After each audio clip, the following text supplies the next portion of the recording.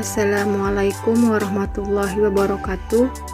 Nama Syahriani, NIM 1914090015, jurusan Tadris IPS 19A. Baiklah, di sini saya akan menjelaskan materi terkait tentang yang pertama, gambar fotografi sebagai media pembelajaran. Fotografi atau photograph dalam bahasa Inggris berasal dari dua kata, yaitu foto yang berarti cahaya dan graph yang berarti tulisan atau lukisan. Jadi, fotografi adalah proses melukis atau menulis atau merekam suatu gambar dengan bantuan cahaya melalui sebuah media perekam, baik film, sensor, digital, atau lainnya. Gambar fotografi bisa diperoleh dari berbagai sumber, di antaranya seperti buku-buku, majalah, koran, dan lain-lain. Gambar fotografi dapat digunakan sebagai dasar studi untuk membuat laporan dan referensi untuk penelitian. Fotografi sebagai media pembelajaran harus dipilih dan dipergunakan sesuai dengan tujuan khusus mata pelajaran. Sekian materi dari saya. Assalamualaikum warahmatullahi wabarakatuh. Assalamualaikum warahmatullahi wabarakatuh. Saya Liliana akan melanjutkan materi selanjutnya. Karakteristik komunikasi dari fotografi. Yang pertama, gambar fotografi itu adalah dua dimensi. Yang kedua, gambar datar adalah medium yang diam. Yang ketiga, gambar datar yang memberikan kesan gerak, misalnya gambar yang memperlihatkan adegan di jalan raya, sangat efektif. Yang keempat, gambar datar menekankan gagasan pokok dan impresi. Yang kelima, gambar datar memberi kesempatan untuk diamati rinciannya secara individual, misalnya hasil pemotretan jagat raya dengan benda-benda langitnya. Yang keenam, gambar datar yang melayani berbagai macam mata pelajaran. Selanjutnya, beberapa kriteria dalam memilih gambar fotografi.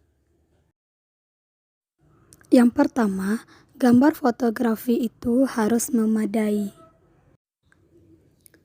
2. Lain daripada itu, gambar-gambar yang memenuhi persyaratan mutu seni, yaitu 1. Komposisi yang baik.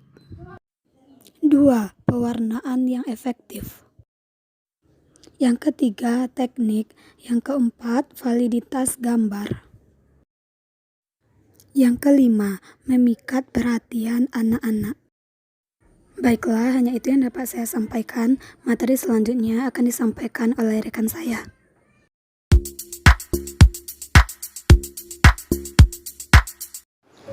Assalamualaikum warahmatullahi wabarakatuh.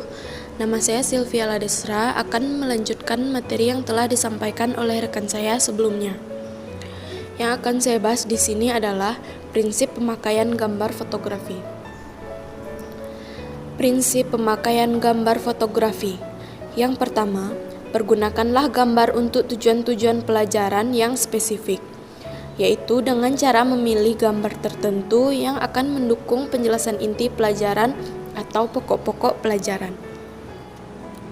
Yang kedua, padukan gambar-gambar kepada pelajaran, karena keefektifan pemakaian gambar-gambar fotografi di dalam proses belajar mengajar memerlukan keterpaduan. Yang ketiga, pergunakanlah gambar-gambar itu sedikit saja daripada mempergunakan banyak gambar tetapi tidak efektif. Yang keempat, kurangi penambahan kata-kata pada gambar. Oleh karena gambar-gambar itu justru sangat penting dalam mengembangkan kata-kata atau cerita atau menyajikan gagasan baru. Yang kelima, mendorong pernyataan yang kreatif. Melalui gambar-gambar, para siswa akan didorong untuk mengembangkan keterampilan berbahasa lisan atau tulisan, seni grafis, dan bentuk kegiatan lainnya. Yang keenam, mengevaluasi kemajuan kelas.